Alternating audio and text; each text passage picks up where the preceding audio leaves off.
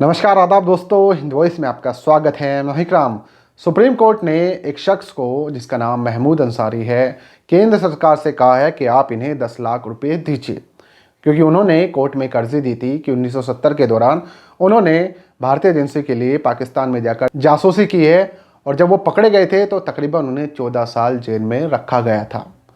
उसके बाद वो वहाँ से छूटे, वापस देश आए और उसके बाद सुप्रीम कोर्ट में अर्जी लगाई, क्योंकि उनके बच्चे छोटे थे, उनका परिवार बिखर गया था और केंद्र एजेंसियों ने और उस वक्त सरकार ने मानने से इनकार कर दिया था कि ये उनका जासूस है।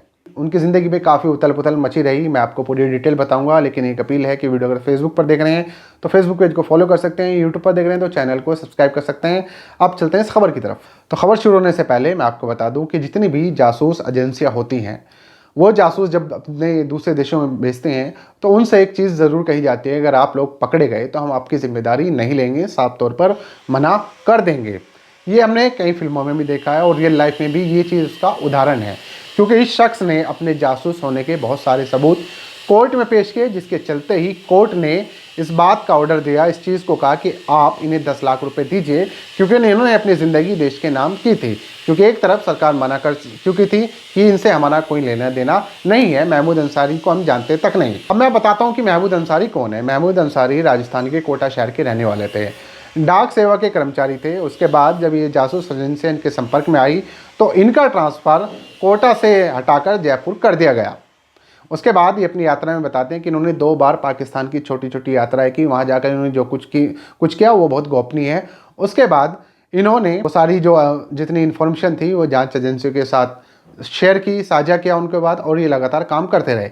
लेकिन एक बार जब ये वापस लौट रहे थे तो वहाँ पर उनकी आर्मी ने, पाकिस्तान की आर्मी ने इन्हें गिरफ्तार कर लिया और उसके बाद इन्हें जेल भेज दिया गया। वो टाइम था 1976, यानी कि 1976 में। इनका दावा है कि इन्होंने 2 बार यात्रा की और तीसरी बार जब 1976 में ही ये यात्रा करने गए थे और वहाँ से वापस लौट रहे थे तब इन्हें गिरफ्तार कर लिया गया था। और उसके बाद एजेंसी ने साफ इनकार कर दिया कि वो महमूद अंसारी तक को जानते नहीं। अभी भी केंद्र सरकार की तरफ से जो वकील थे सुप्रीम कोर्ट के अंदर, जिनका नाम additional solicitor general SSG Vikramjit Banerjee, उन्होंने भी इस बात पर जोर देकर कहा कि हम लोग महमूद अंसारी को जानते तक नहीं हैं।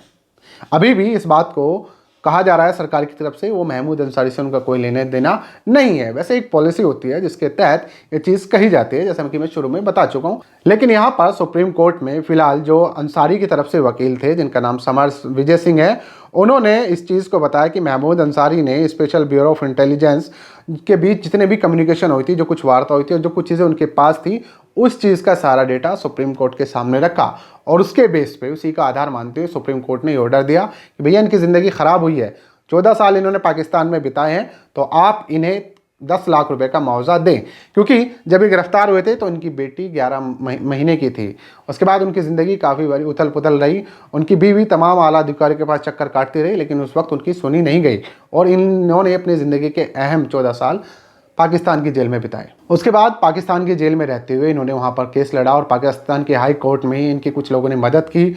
उसके बाद साल 1987 में इन्हें रिहा कर दिया गया, लेकिन इन्हें भारत वापस आने नहीं दिया गया। 2 साल तक इन्हें वहीं भारतीय एम्बेसी यानी कि दूतावास में रखा गया। उसके बाद ये वापस लौटे जब देश, तो इन्होंने तमाम अदालत, तमाम जगह पहुंचकर अपना केस लड़ा, लेकिन इतना वक्त गुजर जाने के बाद और सुप्रीम कोर्ट में केस आने के बाद अब जाकर इनके साथ थोड़ा न्याय हुआ है। इस पूरे केस की सुनवाई में जो बेंच बैठी हुई थी उसमें चीफ जस्टिस यू ललित और जस्टिस S रविंदर भट्ट, 2 जजों की पीठ थी। उन्होंने केस की सुनवाई की और कहा कि महमूद अंसारी के साथ नाइंसाफ़ी हुई है, तो इन्हें, सरकार को कहा कि 10 लाख का इन्हें मुआवजा दिया जाए। हालांकि सरकार अभी भी मानने से इनकार कर रही है कि ये जासूस था और हमारा इससे कोई लेना देना नहीं था। तो इनकी ज़िंदगी में काफ़ी उथल पुथल मची रही है। इनकी पत्नी से लेकर इनके पिता, इनकी माँ, कुछ साल शुरू के सालों में तो यही सोच रहे थे कि शायद इनके साथ कोई दुर्घटना हो गई है और ये इस दुनिया में नहीं रहे।